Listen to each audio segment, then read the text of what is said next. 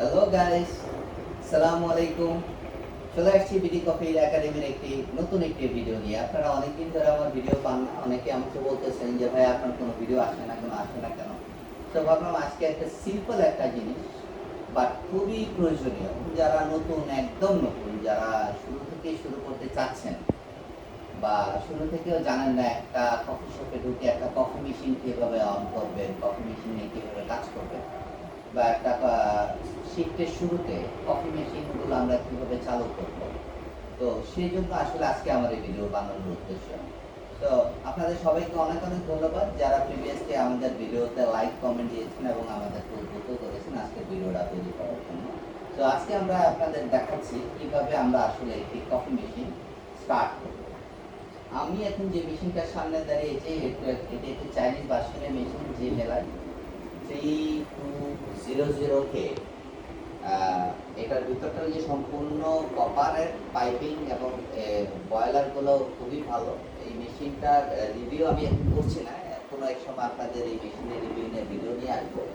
But আমরা প্রথমেই দেখছি আসলে কিভাবে আমরা মেশিনটাকে অন করবো। সর্বপ্রথম আমাদের যে কাজটা করতেই হবে সেটা হলো যে আপনার মেশিনের মধ্যে যে পানির কানেক্টিভিটিটা ঠিক আছে কিনা, বা পানির যদি জার থাকে সেই জারে সম্পূর্ণ পানি ভরা আছে কিনা, এটা কিন্তু আপনারা অবশ্যই ভালো করে চেক করে নেবেন। এবং পাশাপাশি আপনি যে ধরনের ইলেকট্রিক লাইনে এটাকে সংযোগ দিবেন সেটা অবশ্যই যেন সুরক্ষিত হয়, এবং বিদ্যুতের যে তারগুলা থাকবে এটা অবশ্যই যেন প্রপার গ্রেডের হয়, এটা কিন্তু আপনাদের নিশ্চিত করতে হবে। না হলে কিন্তু নিরাপত্তাজনিত ঝুঁকিতে আপনারা কিন্তু বিদ্যুৎ স্পর্শিত হতে পারেন।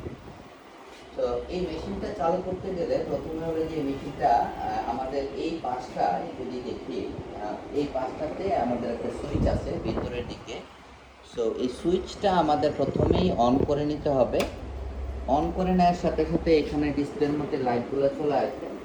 এখানে এই মেশিনটার যে বৈশিষ্ট্যটা হলো যে এই মেশিনটাতে আপনি ইচ্ছা করলে আলাদা আলাদা গ্রুপের ইন্ডিভিজুয়ালও আলাদা আলাদাভাবে চালু করতে পারবেন, এবং দুইটা যদি চান দুইটাই একসাথে চালু করতে পারবেন। সেটা চালু করার জন্য প্রথমে দেখতেছি যে এই জায়গার মধ্যে অনেকগুলো বাটন গ্রিন করতেছে। তো আমি যদি এটার মধ্যে চাপ দেই তাহলে হবে একটা গ্রুপের অন হবে। আমি যদি আরেকটা চাপ দিই তাহলে আরেকটা গ্রুপের অন হবে।